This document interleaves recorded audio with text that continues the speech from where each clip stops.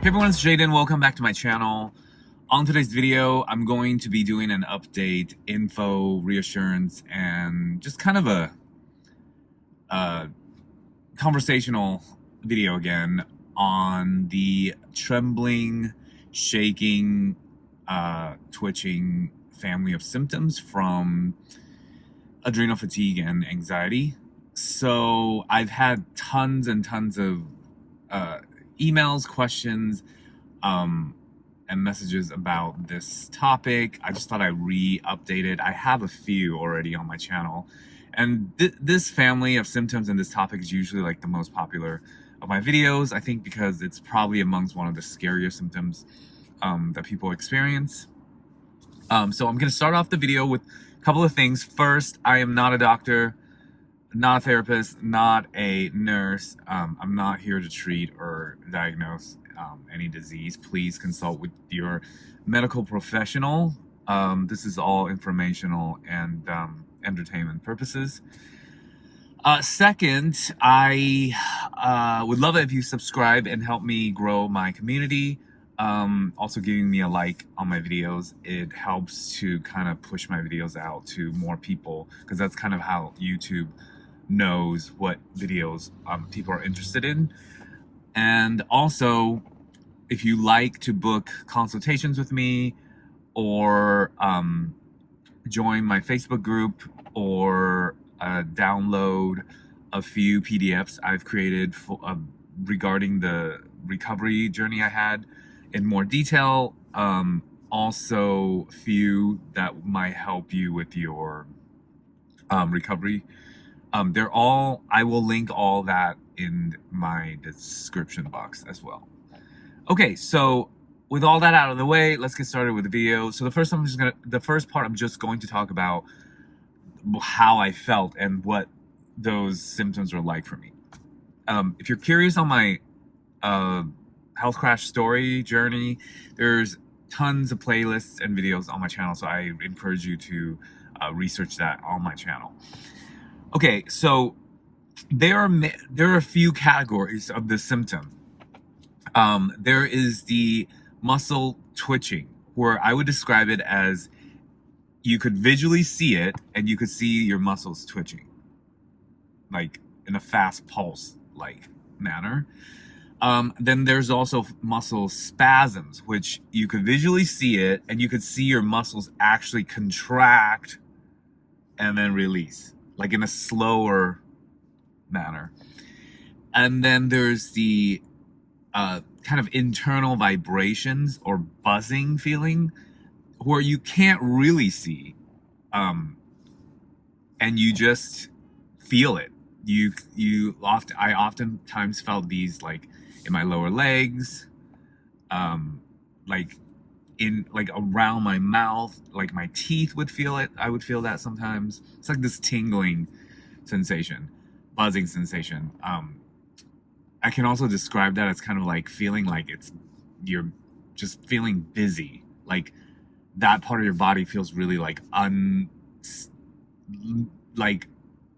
busy and hyper, and like it's buzzing, like as if you were to be like laying next to like a generator or something, and you could feel the buzzing, but you can't quite see the movement. That's how it would feel like. There's also just the jerks and like shakes. Like sometimes I used to get those as I'm falling asleep, or I wake up from them often. They're called like hypno jerks. And it's a common thing that people get anyways, but I did get a lot of that when I was going through my recovery. So there was all kinds of spasming, twitching and shaking, trembling, all of that I experienced in different parts of my body. I had it all over when I was going through this health imbalance, and the severity of them would change throughout the day, depending on the days. And as if you follow my other videos, you know, it took me like almost 2 years to recover from this whole entire thing. And the twitching symptoms, along with all the other symptoms, Started off extremely chronic and strong in the beginning. Then as months, I mean, we're talking months, year went by, they gradually diminished. But I emphasize the word gradual. I get a lot of people who's done consultations with me, or ask me questions, and they're really concerned because it's been a few weeks or it's been a couple months and they've been doing the right thing and they see themselves improve, but then it like comes back or whatnot. So as long as you've gotten checked out by the doctor, they've cleared you for all the the really fatal stuff and stuff that they know, and they either tell you that nothing's wrong, you're probably stressed out, or they actually tell you that you probably are having major anxiety or whatever. It's gonna take time. Once all that is cleared, you have to find a way to calm yourself and just know that this isn't something serious. It has to do with your nervous system, your stress level, and anxiety. So of course it's always smart to get all that checked out first, right? So I've had this. So back to my experience. I had these symptoms pretty much every day, pretty much most of the day for a long time when I was recovering from this. And they would be even more intense when I've like recently had a major stressful episode or something. So like, let's say, I experience more stress the morning of, these symptoms could respond right away. Like I would start getting the twitching and the shaking right away, or they may come later during the day. But I do notice around the time that I'm more stressed, I get more of these symptoms, or they're more severe. Yes, they come and go, and it would be very random. That's totally common.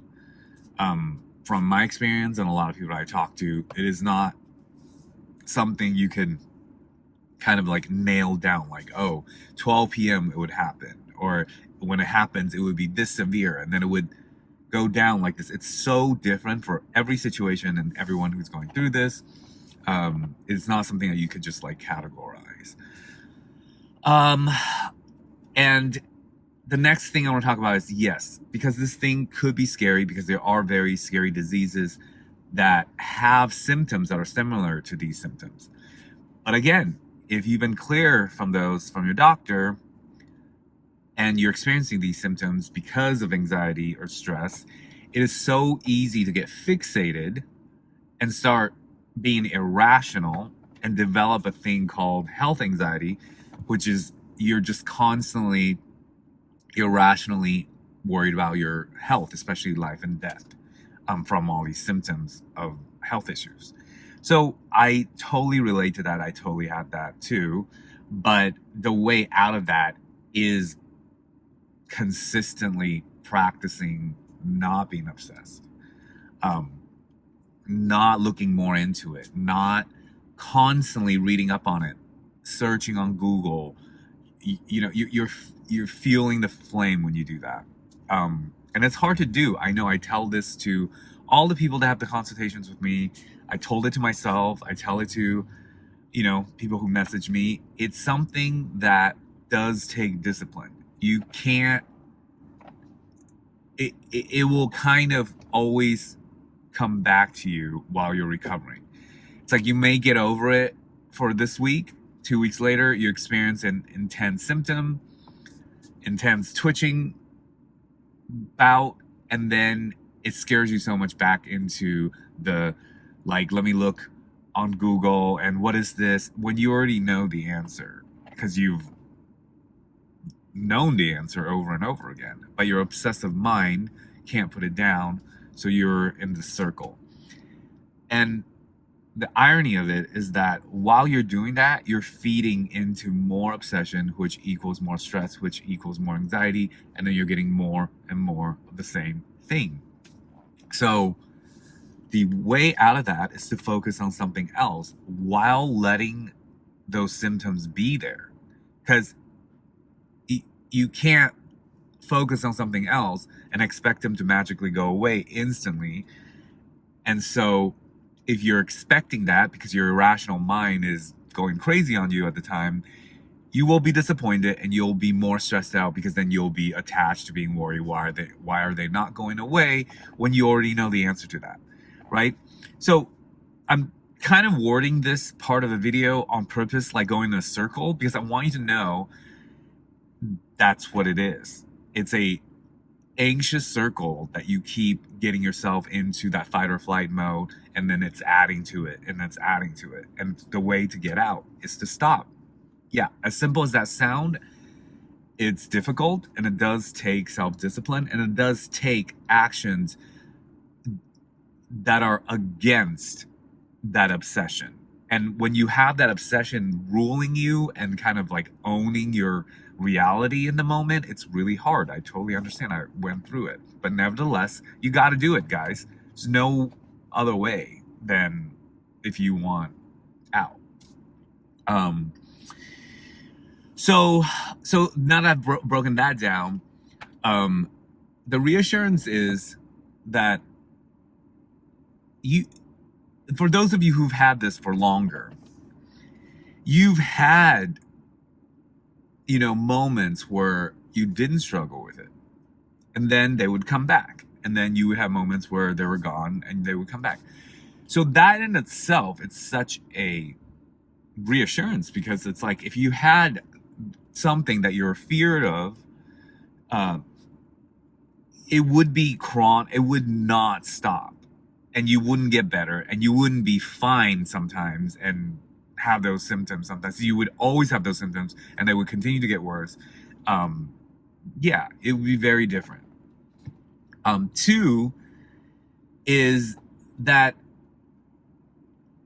and this sounds harsh, but if your worst fears about these symptoms were true, stressing out about them in this moment will not be serving you anyways. So I know that's a harsh and kind of intense way to look at it, but I mean, being perfectly honest, and I like to just be frank, it's like, even if those fears were true, it wouldn't help you to stress out. It wouldn't help you to look up on Google over and over again. If the fear is true and it's already happening, then it's happening. So that's just a very harsh but a real way to look at it. And it can, and I looked at it that way when I was trying to recover. I just realized that, okay, this is not any of that, because I already got checked out by the doctor, and this is caused by my nerves and anxiety, and if I keep feeding into it, I'm gonna continue to have this. And so I'm made a very strong disciplined choice not to. I gradually moved myself out of that. And I came to a moment where I thought, well, if this was that scary disease that is fatal and it's just horrible, it wouldn't do me any good to then spend all this time stressing out and bringing more stress onto my body if that was the case, right? So either way, stressing out now and obsessing now does not help you in either way. So it doesn't make logical sense to do it. So that's my best way of going about it, is to be logical. You fight the obsession with logic. That's what I did. It worked for me. Of course, it doesn't work for everyone, but I think it worked for a lot of people. And I truly believe that is the way. I'm not saying that's the only way. I'm sure everyone's different, and if some other way works better for you, more power to you, and that's great. But I just really want to share that. I know it's a little intense, but sometimes it takes something a little intense to get through something very challenging. So that is my video today. If you want to know more information, other stuff is down in my description box. I hope you enjoyed the video and it's helped you somewhat. Let me know down in the comments, and I'll see you guys on the next video. Thanks, guys. Bye.